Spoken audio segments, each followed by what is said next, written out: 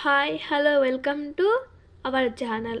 ఈరోజు మనం ఒక దేవుడి ముందు కలిసిన ప్రేమ ఎలా స్టార్ట్ అవుతుందో, ఎలా కలిసి ఉంటుందో పూర్తిగా తెలుసుకుందామా? సో ఖచ్చితంగా లాస్ట్ వరకు చూడండి, మీ లైఫ్లో కూడా జరిగింది అనిపిస్తుంది. శ్రేయాకి ఆ రోజు ఎందుకో మనసు చాలా బాధగా అనిపించింది. చుట్టూ జనాలు ఉన్నా తన లోపల మాత్రం ఒంటరితనం. ఫోన్ ఆఫ్ చేసి నేరుగా గుడికి వెళ్ళింది. దీపం వెలిగించి కళ్ళు మూసుకొని, దేవుడా, నాకు డబ్బు వద్దు, పేరు వద్దు, నన్ను నిజంగా అర్థం చేసుకునే మనిషి కావాలి అని మెల్లగా చెప్పింది. ఆ మాటలలో శ్రేయ గుండె తేలికైంది. అదే సమయంలో పక్కన ఒక అబ్బాయి నిలబడి ఉన్నాడు. అతని పేరు అర్జున్. అతను కూడా తల వంచుకొని ప్రార్థన చేస్తూ ఉన్నాడు. వాళ్ళు మాట్లాడుకోలేదు, కానీ ఏదో తెలియని పరిచయం అనిపించింది ఇద్దరికి. ఆ తరువాత శ్రేయ ప్రశాంతత కోసం రోజు గుడికి రావడం అలవాటు చేసుకుంది. అర్జున్ కూడా మొదటి చూపుల్లో పలకరింపు, తర్వాత చిన్న నవ్వు. ఒకరోజు అర్జున్, మీరు రోజు గుడికి వస్తున్నట్టు కనిపిస్తున్నారు అని అడిగాడు.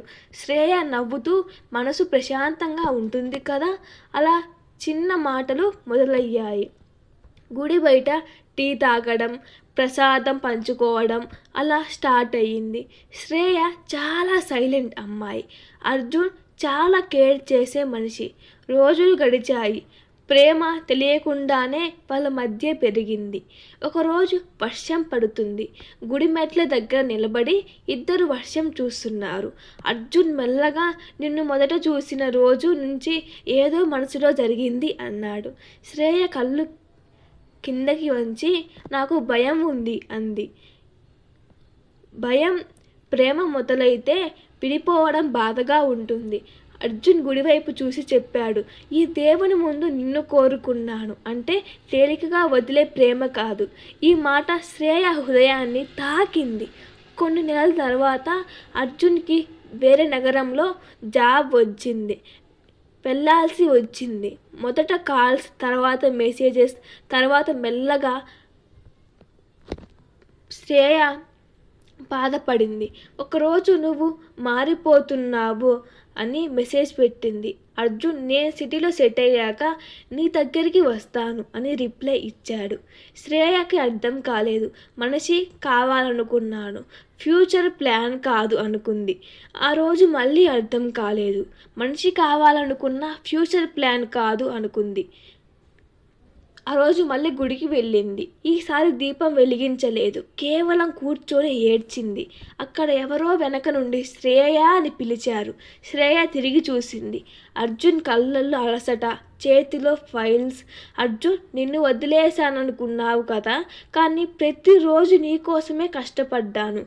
శ్రేయ కన్నీళ్ళు ఆపలేకపోయింది. నాకు నువ్వు కావాలి, నీ జీతం కాదు అని. అర్జున్ ఆమె చేతిని పట్టుకొని, అందుకే తిరిగి వచ్చాను అన్నాడు. ఆ రోజు ఇద్దరు కలిసి దీపం వెలిగించారు. ఇప్పుడు వాళ్ళు ప్రతి వారం గుడికి వెళ్తారు, ప్రార్థన చేయడానికి కాదు, ఒకరినొకరు గుర్తు చేసుకోవడానికి. ప్రేమ దేవుడి దగ్గర మొదలవచ్చు, కానీ నిలబెట్టుకోవాలంటే నమ్మకం కావాలి.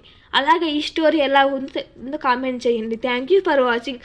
అలాగే మీ లైఫ్లో మీ చుట్టూ ఏమైనా ఇలాంటి జరిగిందేమో అని చెప్పండి కామెంట్లో.